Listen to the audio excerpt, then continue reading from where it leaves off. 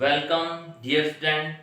This is your chemistry class, and today we will study the Rutherford model. We have already studied the Thomson model. Thomson model के अंदर जो scientist ने कहा था that is atom is a like watermelon and the seed are the electron and the eatable part is a proton. तो अब हम atom के सबसे इम्पोर्टेंट मॉडल यानी रदरफोर्ड की तरफ जो है मूव कर रहे हैं। इसमें जो है एटम का जो रियल स्ट्रक्चर है सबसे पहले रदरफोर्ड ने इसको डिस्कवर किया था। तो देखिए रदरफोर्ड ने कोई माइक्रोस्कोप नहीं था कि इसने जो है एटम को देख लिया है कि this is electron that is proton and so on. He do hid observations on the basis of experiment. तो इसका एक्सपेरिमेंट हम देखते हैं रदरफोर्ड ने क्या एक्सपेरिमेंट किया है। देखिए यहाँ पे जो है एक पॉजिटिव चार्ज है न्यूक्लियस जिसको बोलते हैं।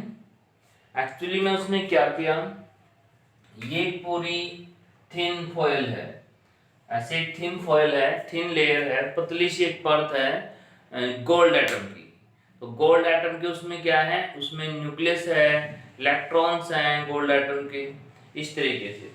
तो एक गोल्ड एटम का न्यूक्लियस मैं यहाँ पे शो कर रहा हूँ। बहुत सारे न्यूक्लियस एटम है एक लाइन में and I am taking one nucleus of the gold atom from this thin foil. अब रदरफोर्ड क्या करता है, रदरफोर्ड अल्फा पार्टिकल को बम्बार्ड करवा रहा है, means these are the alpha particles. Alpha particles are going. Alpha particle actually में क्या होता है, 2 प्रोटॉन प्लस 2 न्यूट्रॉन का कॉम्बिनेशन होता है, means it is a helium without electron. और ये कह सकते हैं it is a positive charge body. तो it is a helium without electron means a positive charge body. तो इसके एक्सपेरिमेंट में क्या हुआ, जो मोस्टली रदरफोर्ड ने अल्फा पार्टिकल को छोड़े, mostly alpha particle gold foil से सीधे निकल गए, कोई भी अल्फा पार्टिकल नहीं रुका मोस्टली। तो मोस्टली ऐसे हुआ, मोस्टली। अब वो 90% समझ लीजिए इसको। सम, इन सम केसेस, कुछ में ऐसे हुआ कि वो आए और अपने पाथ से डेविएट हो गए, सम। और रेयरली मींस बिल्कुल कोई 20,000 में 1 out of 20,000 it is 1 which is come back. तो ये इसका एक्सपेरिमेंट था, mostly go straight and some deviates and rarely come back. तो इससे इसने कंक्लूजन निकाला कि अल्फा पार्टिकल तो एक पॉजिटिव बॉडी है, तो पॉजिटिव बॉडी वापिस जो है वो बहुत ही कम आ रही है। इसका मतलब इसके अंदर जो पॉजिटिव चार्ज है वो एक स्मॉल स्पेस के अंदर प्रेजेंट है।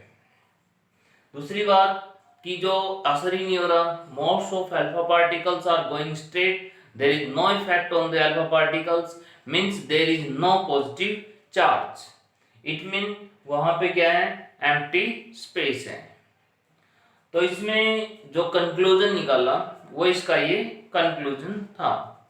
अब रदरफोर्ड ने क्या किया, अपना मॉडल तैयार किया, जिसको हम रदरफोर्ड मॉडल के नाम से पढ़ते हैं। इसने इस ऑब्जर्वेशन के बेस पे अपना मॉडल तैयार किया। इसने बताया कि एटम किस टाइप का है।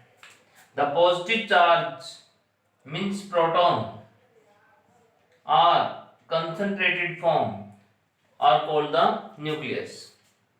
ये पॉजिटिव चार्ज जो है कंसंट्रेटेड फॉर्म में है, centre of the atom and that is called the nucleus.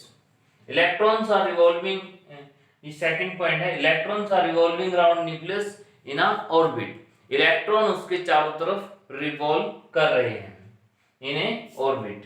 Electron are revolving due to the electrostatic force. Electrostatic force charges की फोर्स होती है, एक पॉजिटिव और नेगेटिव चार्ज की फोर्स होती है। Means in centre there is a positive charge and electron are the negative charge, so there is a electrostatic force of attraction between them. तो ये था रदरफोर्ड मॉडल। अगर बात पूछें कि रदरफोर्ड मॉडल बताइए तो हमें सिर्फ ये पॉइंट देने हैं। अगर वो कहें कि रदरफोर्ड एक्सपेरिमेंट बताइए तो ये एक्सपेरिमेंट है। अगर ये कहें कि कंक्लूजन तो ये कंक्लूजन है इसका। इसमें लिख सकते हो lot of space is empty where electron are revolving. तो these are the 3 points regarding Rutherford, means its experiment, its conclusion and its model। तो अब हम रदरफोर्ड के बाद जो है कुछ पता लगा, जैसे एटॉमिक नंबर क्या होता है, एटॉमिक मास क्या होता है, और आइसोटोप क्या होते हैं, आइसोबार क्या होते हैं, कुछ ऐसे टर्म्स आए, तो उनको हम जो है स्टडी करते हैं। और इसके बाद फिर जो हम रदरफोर्ड का ड्रॉबैक पढ़ेंगे कि रदरफोर्ड ने जो अपना एक्सपेरिमेंट किया, जो कंक्लूजन दिए, उसमें कोई फॉल्ट तो नहीं था। तो अब हम स्टार्ट करते हैं कुछ जर्नल। तो देखिए बेटा, these are the general terms of the chemistry after the atomic after the Rutherford model. देखिए फर्स्ट टर्म है यहाँ पे एटॉमिक नंबर। एटॉमिक नंबर जो है that is equal to the number of protons या फिर number of electrons of a neutral atom. कोई atom जिसने कोई रिएक्शन नहीं करी है, कोई इलेक्ट्रॉन लॉस या गेन नहीं किया है, या तो उसके इलेक्ट्रॉन गिन लीजिए या उसके प्रोटॉन गिन लीजिए, that is called the atomic number. And atomic number is represented with the Z. जैसे ऑक्सीजन के पास 8 प्रोटॉन है और 8 ही इलेक्ट्रॉन्स हैं, नाइट्रोजन के पास 7 प्रोटॉन है और 7 ही इलेक्ट्रॉन है, तो इसका ऑक्सीजन का एटॉमिक नंबर यहाँ बनेगा दैट विल बी 8, और जो नाइट्रोजन का एटॉमिक नंबर बनेगा प्यारे बच्चों that will be 7। Now we will talk about the atomic mass, जिसको हम ए से रिप्रेजेंट करते हैं। Atomic mass is equal to mass of the atom. Atomic mass, mass of the atom, proton plus neutron, proton plus neutron. जैसे oxygen के पास 8 proton है और 8 ही न्यूट्रॉन है, तो इसका मास क्या हो गया 16U। नाइट्रोजन के पास 7 प्रोटॉन है, 7 न्यूट्रॉन है, तो इसका मास क्या हो गया 14U। देखिए 16U और 16 ग्राम, 14U और 14 ग्राम, इसमें ग्राम में और U में बड़ा डिफरेंस होता है। 16U का मतलब है 1 ऑक्सीजन एटम, 16 ग्राम O का मतलब है 1 मोल ऑक्सीजन एटम, यानी 6 × 10⁻23 ऑक्सीजन एटम। 16 ग्राम के अंदर, ग्राम बड़ी वैल्यू होगी, उसमें बहुत सारे छोटे एटम आ सकते हैं, तो it means 16 gram means 6 × 10⁻23 oxygen atom. 14 gram nitrogen atom means 6 × 10⁻23 nitrogen atom. So this is about the atomic mass। अब हम आगे बढ़ते हैं आइसोटोप की तरफ। आइसोटोप्स क्या है? Atom which have the same atomic number but different mass. इनका एटॉमिक नंबर सेम होता है लेकिन मास नंबर प्यारे बच्चों डिफरेंट होता है।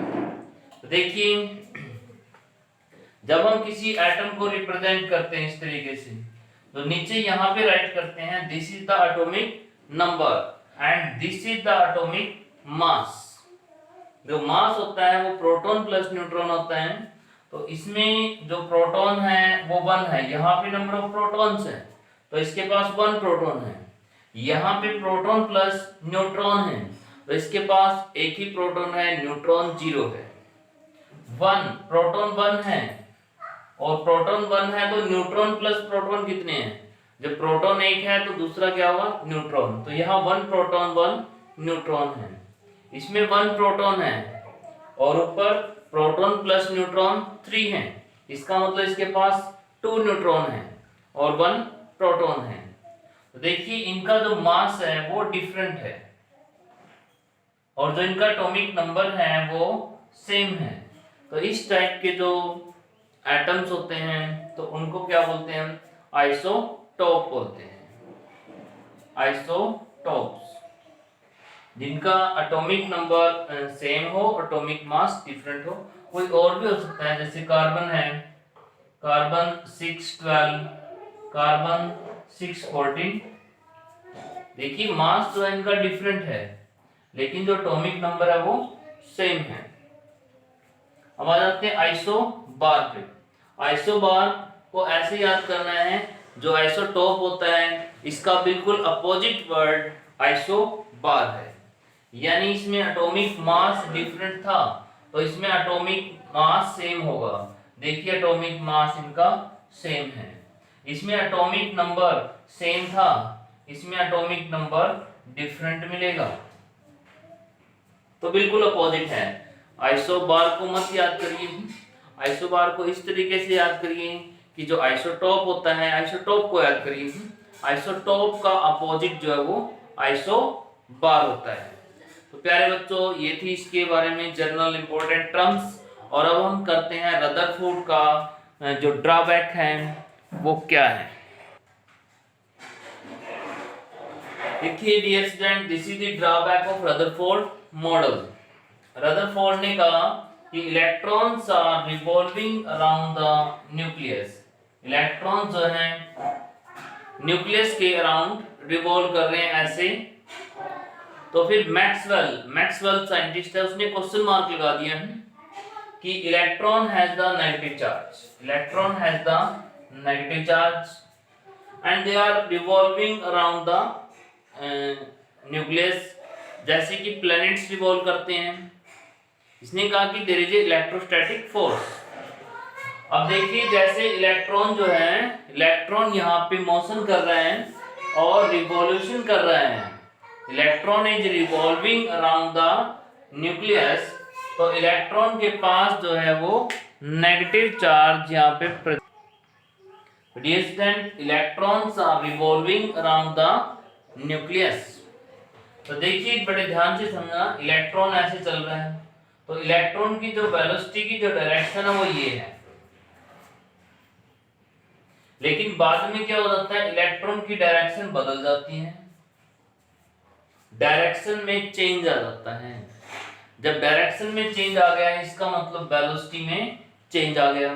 जब वेलोसिटी में चेंज आया it mean there is a acceleration, और जहां एक्सेलरेशन है it mean there is a energy. Means atom जो इलेक्ट्रॉन जो है वो अपनी वेलोसिटी बदल रहा है, इट मीन एक्सेलरेशन कर रहा है, तो इसका मतलब उसकी एनर्जी कुछ लॉस हो रही है। तो जब इसकी एनर्जी लॉस हो रही है तो फिर धीरे धीरे एनर्जी लूज करके this electron should fall on the nucleus.